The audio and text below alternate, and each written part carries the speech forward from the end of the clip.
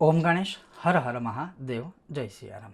આજે આપણે વાત કરીશું કે અમુક એવા કર્મ છે કે જેમાં પૂર્ણાહુતિ નથી થતી, અને પૂર્ણાહુતિ એટલે આપણે ગુજરાતી ભાષામાં કહીએ તો એમાં શ્રીફળ હોમાતું નથી કે સોપારી પણ હોમાતી નથી, અને ના જ હોમવી જોઈએ.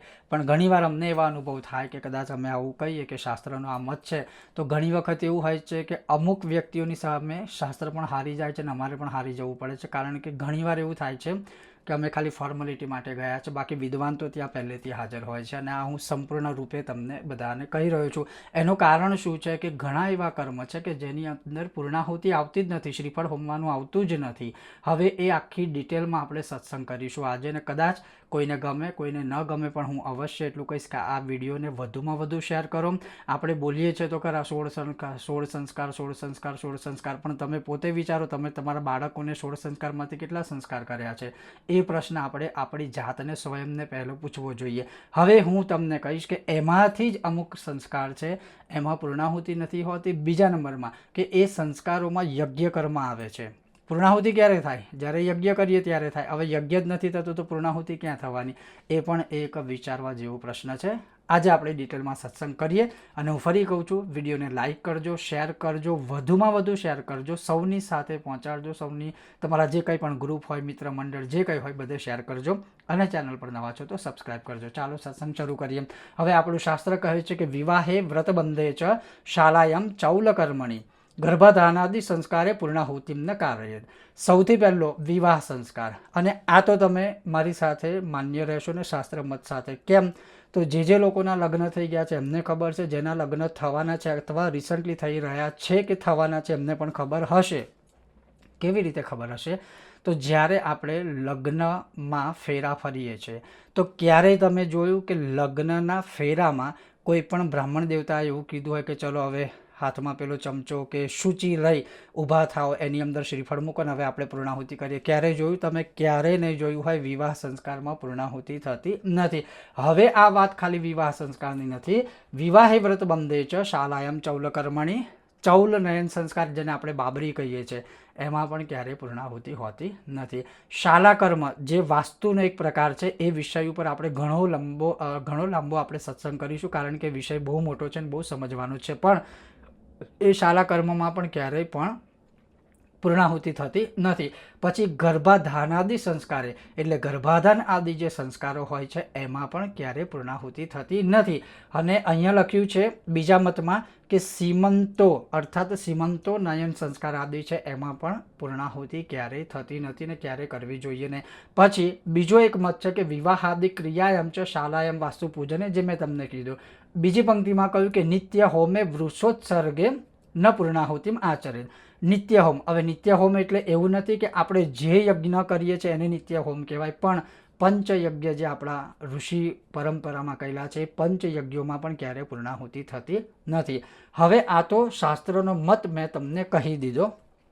પણ હવે પૂર્ણાહુતિ ક્યાં થાય કે જ્યાં યજ્ઞ થાય? મોટાભાગના હું આ વિષયને સંબંધિત વાત કરું. પણ સૌથી પહેલાં કદાચ આપણે આપણા ગુજરાતની વાત કરીએ તો એક તો તમે ખોડો ભરવાની વિધિ તો બહુ જોઈ હશે, બહુ ખોડા ભર્યા હશે, તમે ગયા પણ હશો, જેને આપણે સંસ્કૃતમાં સીમંતો નયન સંસ્કાર કહેવાય. પણ તમે સીમંતો નયન સંસ્કારમાં યજ્ઞ ક્યારેય જોયો ખરો? ના. અને કદાચ કોઈ યજ્ઞ, કારણ કે હું મારો પર્સનલ અનુભવ તમને શેર કરું છું કે હું ઘણીવાર જ્યારે સીમંતો નયન સંસ્કાર કરાવવા જાઉં ત્યારે હું કહું છું લગભગ કે આમાં યજ્ઞ પણ આવે છે, પણ ક્યારેક એવું થાય છે કે ના, અમારામાં યજ્ઞ નથી હોતો. હવે આ તો એક સનાતન પરંપરામાં દરેક સંસ્કારમાં યજ્ઞ આવે અને આવે જ. ઘણીવાર એવું હોય છે કોઈ માની જાય છે તો કદાચ એવું કહે છે કે ના, મારા ઘરેથી મારા મમ્મીએ ના પાડી, અમારામાં નથી હોતું. એટલે ઘણીવાર પછી આવું બધું થાય છે, એટલે પછી આ સંસ્કારો ક્યાંક અડધા રહી જાય કે વંચિત રહી જાય આપણે એની પૂર્ણ વિધિથી. બીજા નંબરમાં કે આપણે જેટલા સંસ્કાર કરીએ છીએ લગભગ તો આપણે એક જ સંસ્કાર કરીએ છીએ, અને એ છે ખોળો ભરવાનો સંસ્કાર, સીમંતો નયન સંસ્કાર અને એક વિવાહ સંસ્કાર. હવે મોટાભાગની વાત કરીએ તો આપણે બોલીએ છીએ તો ખરા 16 સંસ્કાર, પણ એ 16 સંસ્કાર જે છે એ તો આપણે ક્યારેય કરતા જ નથી. તો એ પણ વિચારવાનું. તો પહેલી વાત, એક, જ્યારે પણ કોઈ પણ સંસ્કાર કરવામાં આવે છે એ દરેક સંસ્કારમાં પ્રાયશ્ચિતનો નાનો મોટો યજ્ઞ આવે આવે અને આવે જ છે, તો એ જરૂર કરવો જોઈએ. હવે એ જ્યારે યજ્ઞ થાય તો યજ્ઞમાં પૂર્ણાહુતિ લગભગ મોટાભાગના હોય ને યજ્ઞમાં પૂર્ણાહુતિ, પણ આ 16 સંસ્કારના યજ્ઞોમાં ક્યારેય પૂર્ણાહુતિ હોતી નથી. બીજા નંબરમાં જેમ કે નામકરણ સંસ્કાર થઈ ગયું, અત્યારે આપણે જેમ કે મેં કીધું ખોળો ભરવાનો સંસ્કાર થઈ ગયો, જેને સીમંતોનયન સંસ્કાર કહેવાય. હવે મૂળ વસ્તુ એ રહી, ખાસ કરીને આપણે ગુજરાતીમાં વધુ કામ કરીએ છીએ એટલે હું એ જ અનુભવ શેર કરીશ. હવે અનુભવ એવા થાય છે કે પહેલાં તો 11 વાગે ખોળો ભરવાનું મુહૂર્ત હોય અને લગભગ અત્યાર સુધી એવું જ બન્યું છે કે જે બહેનનો ખોળો ભરવાનો હોય પોતે 11ની જગ્યાએ 12:30 1 કે 2 વાગે આવે, એટલે પહેલું તો શાસ્ત્રનું અપમાન ત્યાં જ શરૂ થઈ ગયું. બીજા નંબરમાં કે આવ્યા પછી મારા જલ્દી કરો 3 કલાક તમે બ્યુટી પાર્લરમાં બેસી શકો, પણ તમે અડધો કલાક ભગવાન માટે જે સંસ્કાર તમારા બાળક માટે થઈ રહ્યો છે એમાં તમે આપવા માટે તૈયાર નથી. તો આ શું બરાબર છે, યોગ્ય છે કે નથી, તમે સ્વયં વિચાર કરજો. બીજા નંબરમાં કે નામકરણ સંસ્કાર.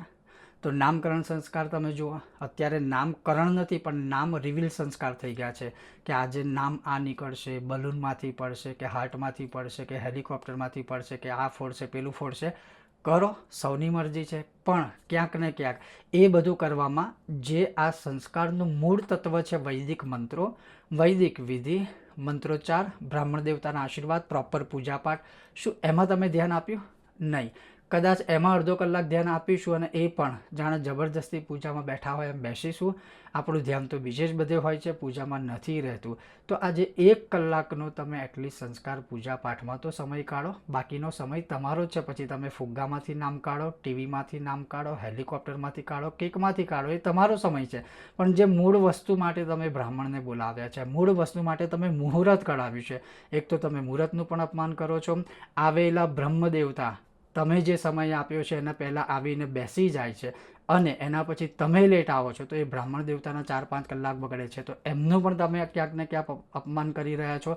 હવે આ સંસ્કારમાં પછી તમે પોતે વિચાર કરો કે ક્યાં પૂર્ણાહુતિ આવવાની છે.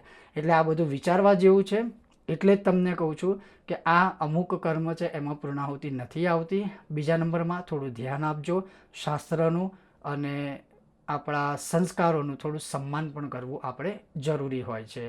ઓમ ગણેશ, હર હર મહાદેવ, જય સિયારામ. અને જરૂરથી કહીશ, તમારો કોઈ અનુભવ હોય તો આ વિડીયો નીચે તમે શેર કરી શકો છો. ઓમ ગણેશ.